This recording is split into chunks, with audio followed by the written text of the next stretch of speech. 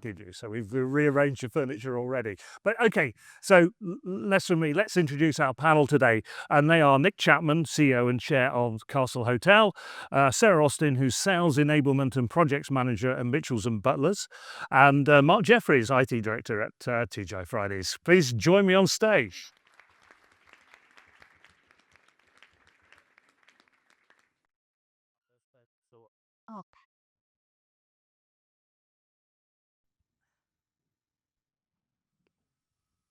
Well, welcome. I think we'll be talking AI because I think that's a topic of today. And I thought it's quite interesting actually looking at the research, and often it's how you interpret it as well. But there's this thing about AI adoption from the survey results. I thought it was quite interesting that you've got 21% advanced users already, 28% actively rolling out, and 20% of leaders from companies just exploring. But in a sense, that shows the journey that people are on. I think that actually it is not necessarily split. It is a developing trend. I think we're seeing across the market, and I think it's a matter of understanding with our panel here from very different sort of different operations about how far they are down that road. And I suppose the good news is, well, poor people, 8% not considering at all. But hey, their problem, not yours. But AI, everything we see in the market, and we talk to senior leaders all the time, is there is a massive enthusiasm about the potential for AI, but not necessarily knowing where to deploy it. Have we got the skills? Have we got the money? And I think that's probably the conversation all you guys are having with your companies. But let's see where we are now. Nick, let's start with you. First of all, hotel business. Tell us a quick bit about Castle Hotel, just in case people, not everybody knows you. Good morning, everyone, and thank you for the intro. So the Castle, we are the Castle at Taunton. We're a small, independent family business. We've actually amazingly been around 75 years, which we had a small celebration quite recently. We're probably the most inefficient hotel ever for a Norman castle. I spent most of my career trying to avoid the hospitality business, but here I am on a panel with esteemed hoteliers and restaurateurs. So I'll do my best to sort of add a little bit of value this morning. So obviously, I mean, we're here to I mean, I'm not anyone else, but no, I won't do that. I was going to see if anyone can stand up, see if they've been to Taunton or not. But we're in the West Country, so a lot of you are probably looking on LinkedIn saying, "Who is this West Country bumpkin sitting on this panel? What's he going to go on about?" But we are we face enormous challenges as an independent hotel. I got some of the stats on the board earlier. It'll be interesting to see what they look like this time next year. Because obviously the new government policies only came in April, and all the points of business rates, national minimum wage, and employers' national insurance are destroying our industry as we speak. I also have a brother who is a chef, and he runs a restaurant. So running a pure F&B business is even harder than running a hotel right now. So all of us in this room face enormous challenge. What I've done in the last few years since I've been in, obviously, number one is people. People still are more important than technology and AI, in my opinion. But second now is technology and AI. And what we have tried to do with our relationship with Guestline, and obviously now Access, Guestline Panel Access, and now Guestline Evo, which I've just been talking about, is try to deploy technology to make us as efficient as we can be. Before the AI piece, it's about all the different systems and technologies, whether it's PMS, EPOS, labor management, channel management, getting all these sort of systems talking to each other and being integrated. And for me, Evo is kind of the icing on the cake to enable that to happen. So we have, over the last 2 or 3 years, I think we're probably one of Access, we're going through the products as and when we just signed up for their voucher product as well. We want all our technologies to talk to each other, and obviously on the back of that, AI to be an important part in making our guest experience better, but as importantly as that, making our teams work efficiently and actually enjoy their jobs. Because if they have crap technology, then they're likely not to enjoy their job. I mean, the follow-up question is, okay, you put that investment in, and you just told us where you're putting in.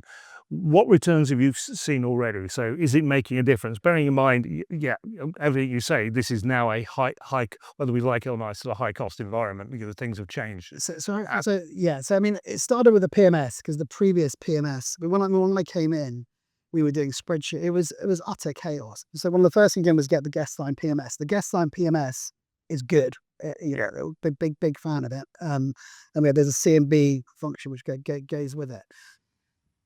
EPOS is kind of the next thing in line, and we actually use a system called Newbridge right now, which is an Access product, but not the current sort of main EPOS. But getting those two to each other is the basics.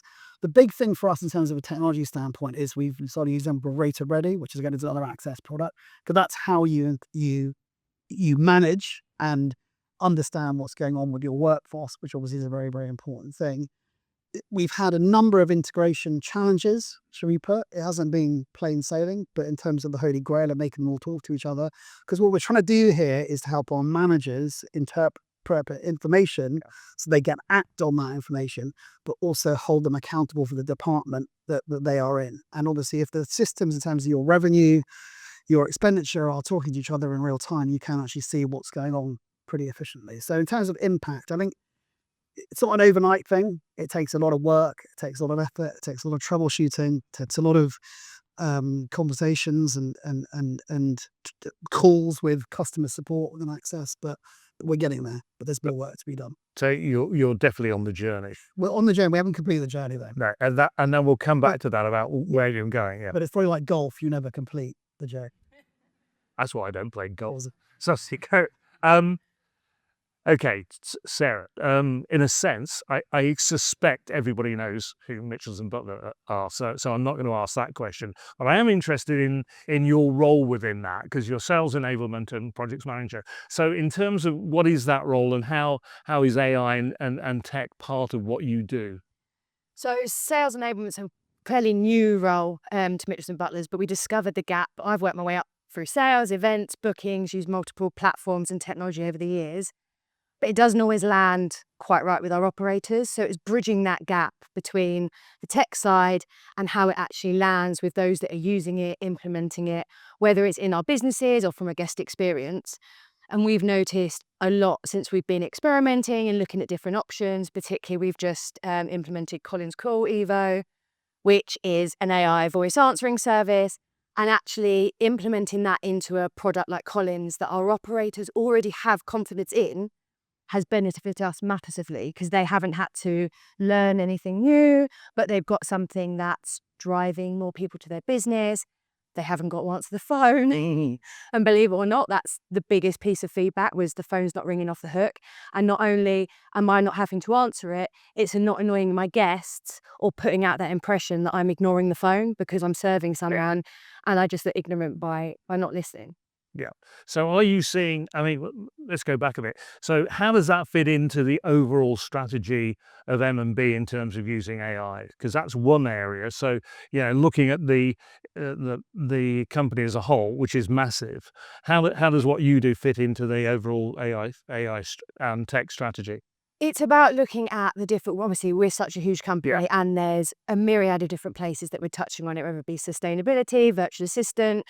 It's about how that comes together and integrates as one, and find that we've got a lot of different teams working on a lot of different things. And actually it's about integrating us all as one. Sometimes in big companies, everyone works in silo and we've got 17 brands, but ultimately across all those brands, we want to give a good guest experience. And so it's kind of irrelevant as to which brand or which sector of the business you're working with. We need to internally work together on our AI strategy and make sure that it interlinks and it fits, whether it's something on our website, does it fit with our bookings platform, does it fit with our CRM, our guest experience strategy, so that we come together as one. Are you already seeing wins from what you're doing in your particular area? Yeah, in the bookings area and the pre-book sales area, AI is helping hugely. Having a voice activated phone system, guests are really engaging with it, and we're actually seeing a significant increase in our call to booking conversion in comparison to using keypad presses where we've had in the past. We're seeing more people dial in and make bookings using the AI voice. Probably because it's easier, it's quicker, it runs off the same setup that you've got, but also, as we all know, volume's declining all over the place. And actually it means we're keeping up and we're keeping more business because we're converting more of it. Yeah. Let's talk about TGI Fridays, and I'm not going to throw you a curveball because you had a curveball thrown at you on Friday when you discovered you have a new owner. So I mean, but anyway, let's put those two things together. From Friday's point of view, well-known international brand, but obviously you're working on that on the UK business, and we'll talk about where that's going in a minute. So where are you on the AI tech journey? So, I mean, it probably links a little bit with what happened on Friday, I guess. But for the last year, we've had super volatile kind of marketplace for TGI Fridays for sure. That has led us to have zero budgets as you go through. And when you're looking at all of this new fancy IT and you go, actually, these are the bits that we really want to change in our tech stack. And we want to do all of these things super quick. I had an echo coming through them. But you've got no money to do that. So the key for us was how can we leverage AI tools that are available that are absolutely either subscription free or as cheap to market as possible that will really change that game. So for us, it's been around training our teams about how to use AI responsibly to begin with, and equally how to set up a kind of suite of custom GPTs that they can leverage to then be able to open those gates to AI. So whether that be local marketing or whether that be IT support and not placing a call with our support team and costing us money in those types of places, to be able to really get to our operators for AI rather than a big data tech change that would happen from the top down. We started with the teams and then work our way back up. Bearing in mind doing that, so where are the areas you're deploying AI, and where are you getting traction? Yep. So we have a suite of custom GPTs now linked to our SharePoint site. That was the most secure way and also the quickest route to market.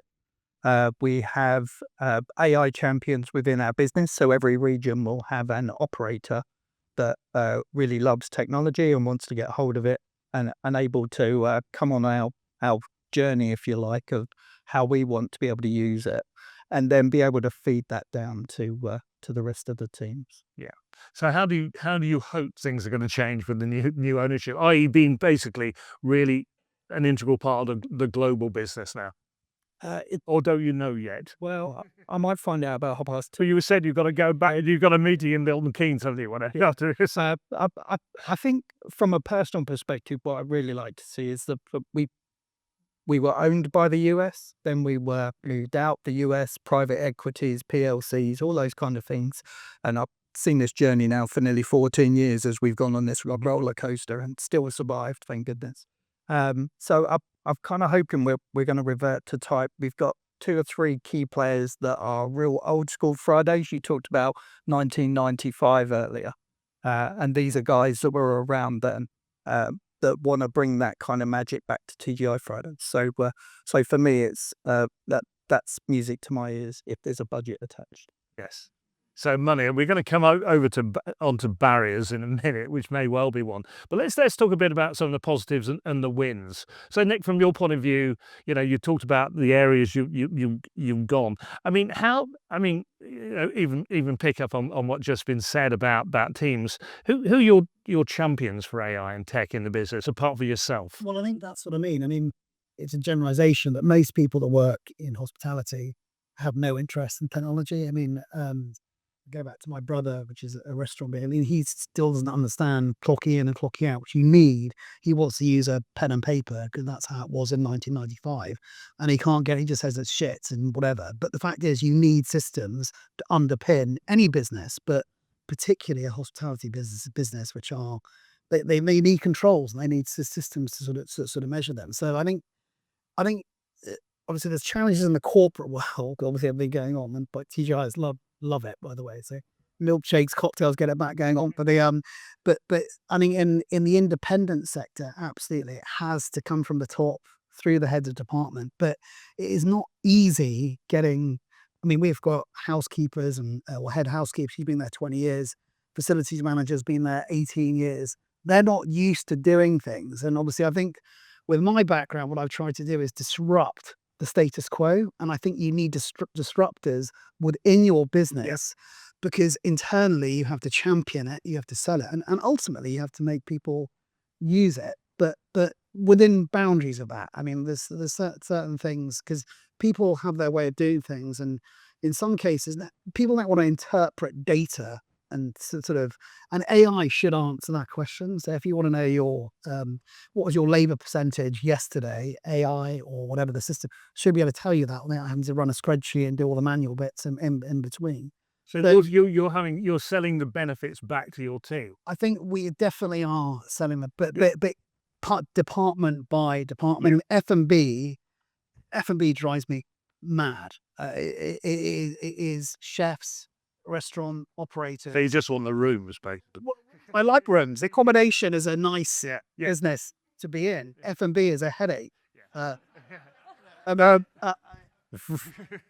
I've lived with it all my life because obviously But going back to selling the benefits, and I'll bring the other two in as well, because I suppose the other side of that is, say in M&B, a lot of your frontline team, whether in sort of restaurant side, are actually quite young. So they are probably more AI literate because they just happen to use it as a matter of course. So are you seeing, I mean, how are you playing with those, with your GMs or your frontline staff to get them on board? Or are they already on board because they happen to be young? I think it's a mix. And I think, getting them on board, it's like what I said earlier, it's about having confidence in the systems and what it's integrated with. If you introduce anything new, whether it's AI, a new process, something else for them to do, they don't want to know because they want to be out the front serving the people in their business and putting money in their tills. But if you can kind of take the AI solutions and integrate it with software and processes that you're already doing, that builds that confidence, and then they can go on using it as they wish. And a lot of them are more experienced, but we are actually seeing some of our older GMs or people that have been in the business historically for a longer period of time, seeing the benefits because actually it's being used in the right way. Yes. And it's being using in that way to assist, not replace, and make more time for that people-to-people connection that everyone wants from hospitality. Yeah, and I think it is interesting. One of the points was made in the initial presentation. I made a note of it. It's absolutely right. It's giving people time to do what's important, and I think that's the theme that comes back. And from Friday's point of view, I mean, are you in terms of that workforce, is it selling the benefits, or are they embracing? We've had a really similar journey, I think, actually, because what you need to do is take those people where they're confused and not confident and actually build their confidence. And you do that by giving them real world example in our case. So I was watching one of the first training calls, and you could really just see the light bulb moment come on when they go into one of these custom GPTs for IT support and said, my till don't work. And it comes back saying, what till is it? Now, with a support desk, they're going to ask those questions. And then you find as a general manager, you're going off looking at the till, trying to find a serial number, all those kind of things. But what the custom GPT does is go, okay, what store are you?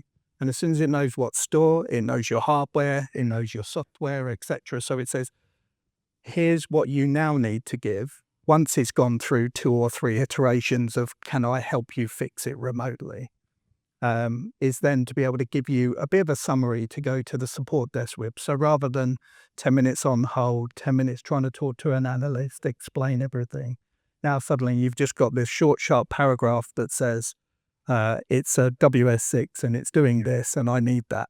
And I think it's one of these sort of misconceptions, particularly with the public, that I think that comes back to that concern about job losses, that actually automation is about robots, and we've talked about that a bit before, but actually it's not, it seems to me, and I don't think you've guys, it's about automating back of house, the systems. So it's automation in a general sense, not because you've got robots doing it, but you're just using tech to do that. I think that's the training and the culture. Yeah. Because historically, everyone's on the phone to whatever the 6 different support lines and go on. If you can literally just use Copilot or AI to the simple support request, you can answer within 20 seconds.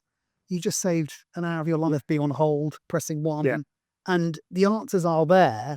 if you know how to find them, which is why it is Copilot. You need to learn how to use the AI. The AI won't tell you how to do that. You Yeah. got to use it to learn how to do it. Now let's turn that in terms of the big wins you guys are seeing. Where you're seeing big wins, and potentially in terms of is it time, is it costs? So in terms of what you're seeing, you mentioned some of the stuff in terms of people aren't hanging on. You're seeing sales increases. What else are the wins you've already seen by deploying AI? Using the Collins Call Evo solution as an example, it gives you the benefit. You can see the transcripts. So you can see what guests are saying and asking for. And it's the same in the virtual assistant world. And I think being able to see what a guest wants and see if you're answering that, and booking times, for example, we see a lot of people call up on the day, an hour before they want to join us for their table that evening. But our teams have maybe set a cut off an hour and a half before tables are walking in because they're too scared they're going to get in rush. And actually, it might be a tweak of 5-10 minutes that could actually open up an additional 10 covers that night, especially where they've got space for it. So we're seeing wins of now we can actually say to a GM, rather than me sitting there as a sales manager going, you should do this, it'll work, and them going, no, you don't know my business. Actually, I can say, this is what your guests are asking for, and had you have had that open, you would have booked those 10 covers, and you would have had that on trend for the last 4 weeks. And then when you work that out at an average spend per head and how much that's going to put in their till, they're suddenly like, actually, I can buy into this, and it's working with the system and the setup that they've already got, so they know that it's going to be of a benefit. Yeah. And that comes back to even the survey. The main thing that consumers want is to improve their experience. So you're actually doing what those people want. Yeah. That? No. Yeah. It helps the guest, and it's the same with the AI. And you're seeing that in terms of sales, and that is, margins are tighter. We all know that, but it is going down to the bottom line. Yeah, an extra couple of covers makes all the difference, and we haven't had to promote it. We haven't had to send out loads of marketing emails. We're using what we've already got in our business. And presumably that helps GM's bonuses as well. Yeah. Well, there you go. So that's quite a good. Where you get the buy-in. That's quite a good incentive. And I mean, there is that about the monetary, the monetary gain from this. Are you seeing that, Mark, in terms of Fridays? You're actually seeing that tangible. So, because this is the point. This is high cost margins. I was going to say screwed. I've just said it. Absolutely screwed. We know that. But I mean, are you seeing that benefit coming through in terms of top line and also coming to the bottom line? So we're not seeing any EBITDA with what we're currently performing, but what we are seeing is some financial benefits. So when we talk about the AI, to us is kind of that back of house team, so that actually the GM's got time to do the showtime piece. Yeah, and you're seeing more in that time, and they're happy that way. Absolutely. Yeah. So I think from a qualitative perspective, we found that from a true financial perspective, the only real things we're seeing is our support tickets have almost halved over the last 6 months, which is fantastic news for us because we pay for each one of those. Right. So there is a financial piece there. And equally, our engineer call-outs have fallen as well. So and that's real money. Yeah, absolutely. So there's not a true cost that our operators looking at their P&Ls are going, oh great, I'm this better off. But, yeah. Where are you going to go with this? Because Nick, you're at the castle. Because are you seeing those returns? But where are you taking it next? Because you painted that picture, and we know independents have got much more pressure because of that financial. You haven't got necessarily the financial headroom that these two have. So where do you see that going? Where are you going to really feel big benefits? We're still very early in the journey, which means we have a lot to learn. Yeah. Which means once we learn, hopefully we see productivity improvement, because on the operation, you know what your GM or your restaurant manager sitting behind a computer, you want them out looking after, because hospitality, that's what we in our small business stand for. So you hope that Evo and AI is part of that journey. I mean, even sitting here now, I've had alerts. There's an app with Evo, which I don't think we're using yet properly, but obviously whether it's a guest say thing or a PMS thing in terms of the internal communication. For example, if you get a booking for tomorrow, you get an alert, and then that information can reach our reception team and our housekeeping team so they can do what they need to do, because obviously it was a last minute booking. Sometimes things get lost, and obviously in terms of providing good service to the guest, you don't want them to have a twin bed rather than double, whatever it is. And on the guest stay side, there's, requests like, can I check out late? Can I bring a dog or whatever? And these things can literally be responded to within seconds on a mobile phone. And we don't have, so I think somewhere we may go with it, obviously make sure we've got a mobile phone within our desk, and obviously people just say accept or not accept or whatever. How are you going to measure success? Is there a one metric which you'll say, "Well, good point. Yes, we'll check next year if you're still around." Okay, apart from survival, which is a very good one, obviously, is there another a metric which actually, at the end of the day, sums it up? Which Ultimately, I think culture and a happy team. That's something that I bang on about whenever I run the meetings. I do that because it's so easy to say this stuff. Whether you're a corporate or I think that's right. and again, going teams back have to to years, I mean, we have this. We use a system called New Book, which is everyone hated it. I mean, I don't know if you're allowed to do that on these plans, but why would you give your team a piece of technology which drives them mad on a daily basis? It's utterly mad. So what you're trying to do, technology is a facilitator, an enabler to do your job properly and happily, and obviously have a motivated team. And that's what. That's all it is. You still need the other very important parts in terms of looking after your people and stuff. But technology underpins every business these days. So give them something which they enjoy using and is, more importantly, easy to use. Because ultimately, hospitality is about giving people a good time. And that's what we're there. And Sarah, similar thing to you in terms of that development, because as you said, there's lots of bits of M&B investing in this area. For you, though, where do you see that going? What's the next thing to really hone that whole system? I think for a start, it's making sure that the AI solution is right to the problem. I think there's a lot of AI solutions around and you could put it in everywhere, but is it actually going to work for your business, or are you just putting it in because it's got AI in it? Yes. I think it's judging which AI is profitable. Yes. And there are so many solutions out there, but it's about the tech providers working with the operators to solve the problems we actually have. Sometimes it's a bit sort of a guessing game, and you're like, this can do this, and you're like, but that's not quite hit the mark. For me, in the bookings world, it's about what can it do to optimize our capacity more, open up more bookable space, but where a GM is comfortable with it and it's actually something that they want to do, and it doesn't feel like it's taking over their control of their business, but supporting them and giving them actions to work off. I think sometimes there is great data analysis in AI and it shows you so much, but it's a bit what if for a general manager sometimes. Sometimes they need to be like, have you considered doing this, changing this? Can I change that for you in years to come? What would be the key KPI for you in terms of measuring success? Sales.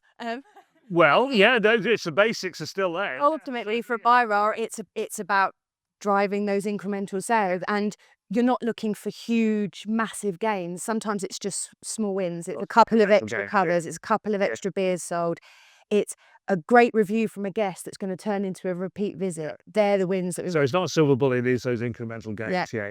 And probably same for you at Fridays, and particularly as you'll find out if you've got more budget later this afternoon. Can you let us know, by the way? Yeah. Just you though. But what are what does success look like for you, and what do you want out of the Americans, basically? But in terms of the AI space, I love the idea of voice bookings. We have a 70% drop rate in our phone calls. We've got an automated piece where you press number 1 for this, number 2 for that, and say your name, do this, do that. And it takes about 10 minutes and you wish somebody had just picked up the phone. So I was talking to Rosie earlier, and I love the fact that you guys are doing it too. That voice piece is absolutely a must for us. I think following that though, when somebody actually walks through the door, you mentioned earlier about the kind of creepiness of it's Mark and he drinks Long Island iced teas until he falls off the chair, and then we give him an Uber home or whatever it may be. That's Fridays for you. Yeah, and that'd be Shays. And it can happen on a Tuesday sometimes. But it's that kind of thing that actually I really want to see in this space is to be able to facilitate the journey for the guest. People led first, absolutely, but be able to say that it knows who you are. It knows that you're here to, you've told it you're there to celebrate a birthday. When you click on it, it'll tell you that it's Mr. Smith and congratulations on the engagement or whatever it may be. and tailor that journey both from location. So if you're in Scotland, it might offer Iron Brew rather than offering you a Coca-Cola down south. Tailor it to the weather, maybe to the day, maybe to the event that you're actually there to look for. So I think that's my goal. I think it's quite interesting. We've come to the end of our time, so thank you very much, all three of you. But I think what's become clear, talking to all three of you in very different circumstances of businesses, is that the fundamentals of hospitality don't change, and you're using tech to do that, which is keeping happy customers and happy staff. So, in a sense, despite all the costs, I think the future of hospitality is probably not perhaps as bleak as we always think. And it's a good way of keeping customers coming back. But ladies and gentlemen, a big thank you to our panel.